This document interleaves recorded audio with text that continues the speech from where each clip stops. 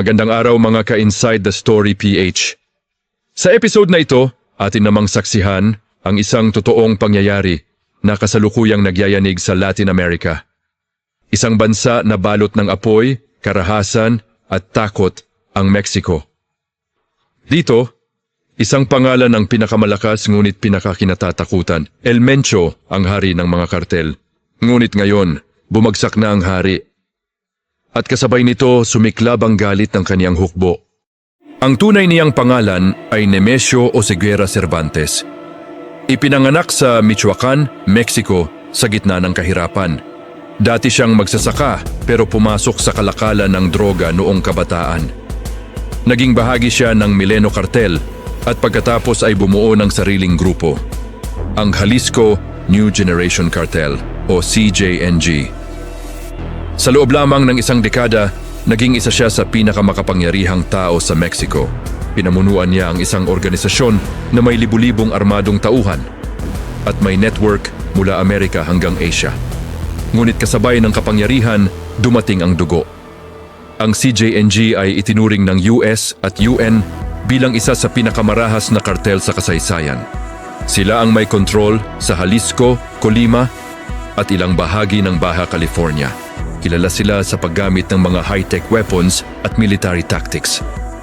Ginamit nila ang taktikang tinatawag na plaza system kung saan binibili o pinapatay ang mga pulis at opisyal para makontrol ang isang rehiyon. Si El Mencho ang nagpapatupad ng disiplina sa pamamagitan ng takot.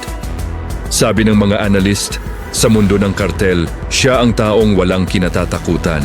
Ngunit noong February 2026, nagbago ang lahat.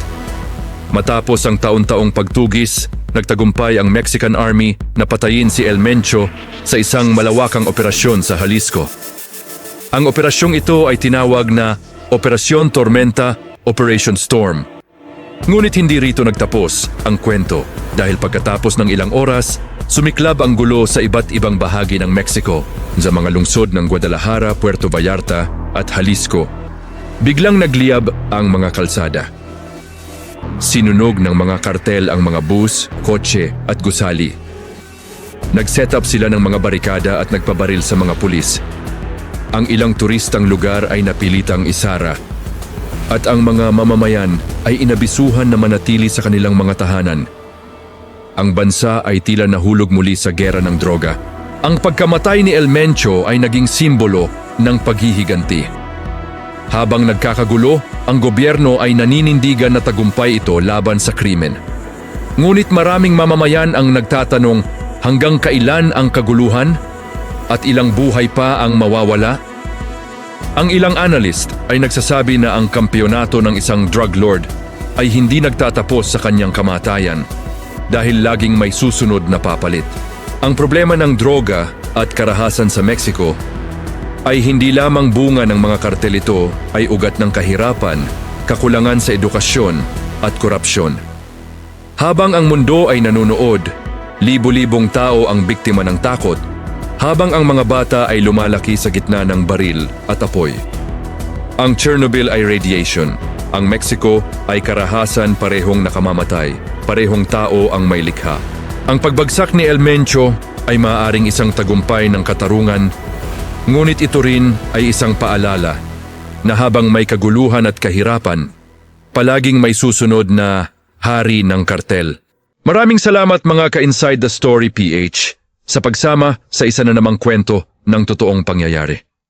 Kung nagustuhan ninyo ang video na ito, huwag kalimutang i-like, i-share at i-follow at mag-subscribe para sa susunod pang mga tunay na pangyayari. At ito ang Inside the Story PH, kung saan sa bawat trahedya may aral at katotohanang dapat matutunan. Hanggang sa muli at alalahanin natin, ang kapayapaan ay hindi lamang kailangan ng sandata, kundi ng pagbabago sa puso ng tao.